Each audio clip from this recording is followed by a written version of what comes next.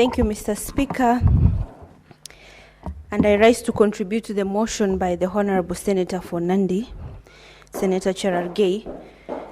Mr. Speaker, as the youth senator, I cannot afford not to put my word across as far as this motion is concerned. And I want to agree with my colleagues that there is a need for a policy change in this country. But even most importantly, there is a need for a shift in mindset. Why do I say this? Mr. Speaker, interns go through a lot, and most of them are actually breadwinners. Most of our youth working in the government offices, in various government institutions, are breadwinners. And I'm sure if we were to rank countries, the level of depression of the young people in countries globally, Kenya will rank among the top. This is why you see them very, very much aggressive on social media, aggressive on the streets. It's because of the level of frustration that our young people are going through. Mr. Speaker, we need a shift in mindset in our country as far as the administration is concerned.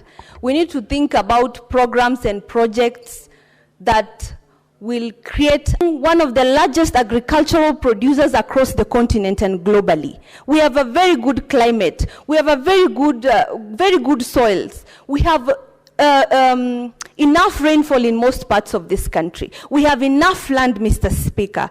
And if we are able to convert these idle, huge tracts of land into agricultural fields, into plantations, we are able to secure the future and the future of our country as far as food security is concerned. It is so painful when I see sometimes that we have to import maize, we have to import some agricultural produce, when in reality, many of our young people are sitting idle. And these are hardworking people, because I know most of the youth right now are late millennials and Gen Zs. These are people who are very hardworking and can get into business.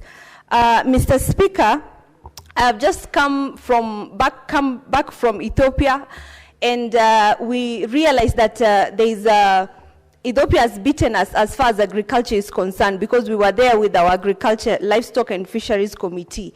There is a policy in Ethiopia that the administration has put in place that restricts land fragmentation. And what is the consequence of this?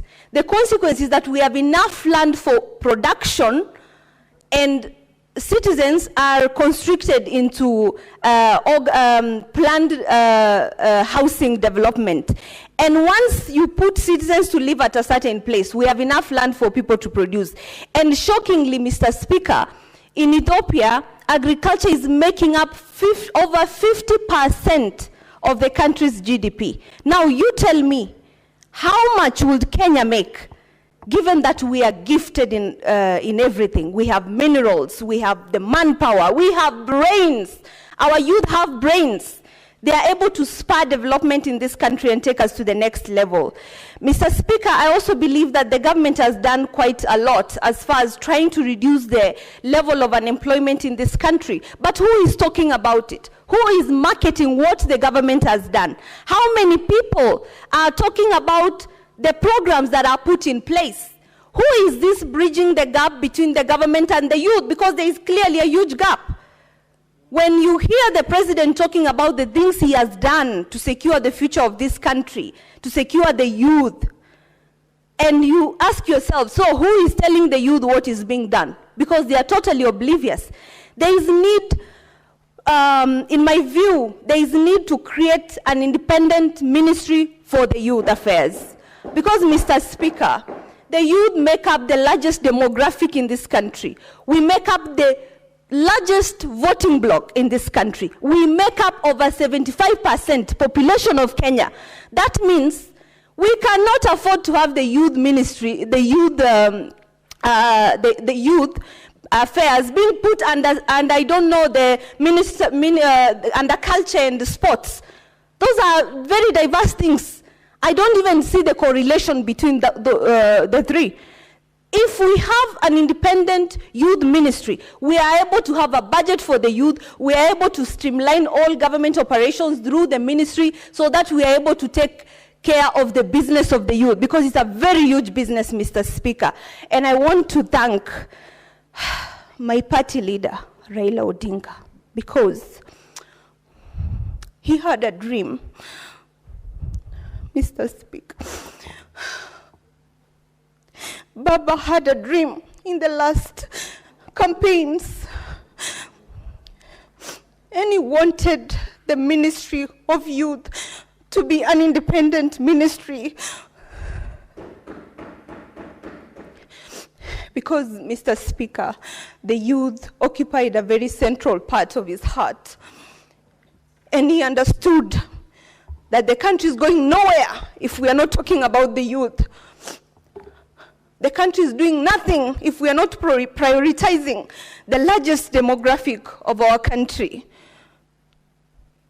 I have worked in several ministries, state ministries, before I became a senator, Mr. Speaker.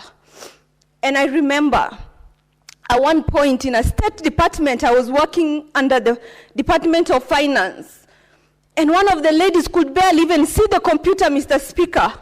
She was struggling to peep what was in the computer. The boss, the top dog in that state department, was from her tribe. And I was the only young person in that state department, in the Department of Finance. And I was given a lot of workload. Being punished for being young, being punished for being new, and even maybe for being a minority. Yet, such opportunities should go to very many young Kenyans, very many youth who are your children, for your information. Mr. Speaker, if the administration is able to shift its mind and start thinking of producing rather than consuming, we will start thinking about the manufacturing sector. We will start thinking about factories. We will start thinking about farms. Kenyan youth are very talented and gifted. You can see what they are creating with AI. Is this AI controlled within the Republic of Kenya? If we advance technology, there is so much potential for our young people in technology. Kenya is, I think, ranking as the second largest consumer of internet continent-wide, after South Africa. Not even Nigeria has beaten Kenya. Why? Despite having the largest population, thank you. Despite having the largest population, over 250 million, compared to the 50 million of Kenya, Kenya ranks as the second consumer of internet continent-wide. Because in Nigeria, internet is expensive. So how are we utilizing the affordable internet in Kenya to benefit our youth, to benefit the largest demographic in our country? It's the same thing I always say when campaigning. You cannot think of taking care of a nation without taking care of the largest population of that nation. And when you secure the youth, you give them opportunities in agriculture, in technology, in manufacturing. We will be killing so many birds with one stone. One, we will be securing the future of Kenya as far as food is concerned. We will no longer be borrowing. Isn't it shameful for a nation to borrow food from outside when our youth are sitting idle? When we have land sitting idle? We should be thinking of projects in water, providing water to nomads in the north so that we can farm with our lands. How many investors are coming to set up factories in Kenya? What are we doing with our policies to ensure that our country is an attractive destination for manufacturing? What are we as state officers doing to ensure that when an investor comes, you don't first of all ask them for corruption, for bribery? When Aliko Dangote was trying to set up a plant in Kenya for cement manufacturing, what happened? Mr. Speaker, he ran away because of corruption. How many opportunities would the Dangote cement factory would have brought to the young people in Kenya? How much frustration is being put on our local investors who have been here for so long?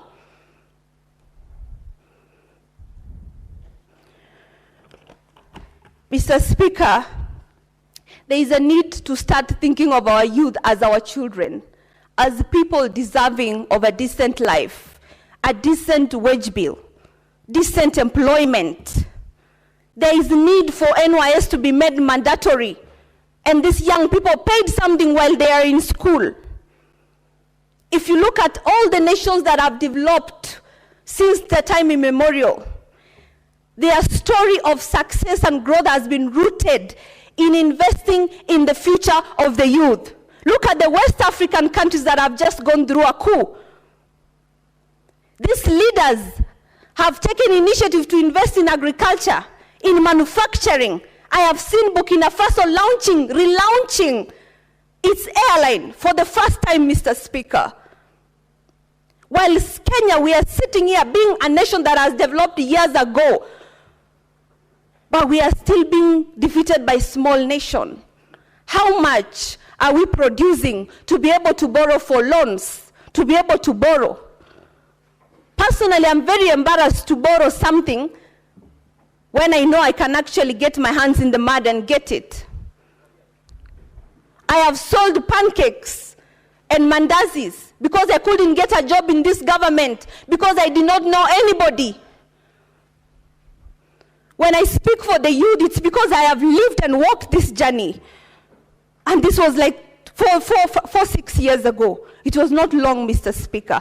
In this country, we must shun nepotism. We must shun tribalism. My fellow senators, be ready to employ somebody whom you are not related to. State officers and government agencies should be able to employ somebody even if they do not know them, as long as they are qualified. The requirements to be employed should be reduced, Mr. Speaker. You cannot continually impoverish families by not giving the young people whose parents and families have impoverished themselves to school them, and still they have to wait for close to 10 years to get a decent job. And then the same government wants to take care of the same parents that it has impoverished. This is a repetitive circle of poverty, which we have the power as a nation to change. Thank you, Mr. Speaker. Honorable Senators, this motion has surpassed its time allocated. So, Senator Chalega, the move has 15 minutes. If you are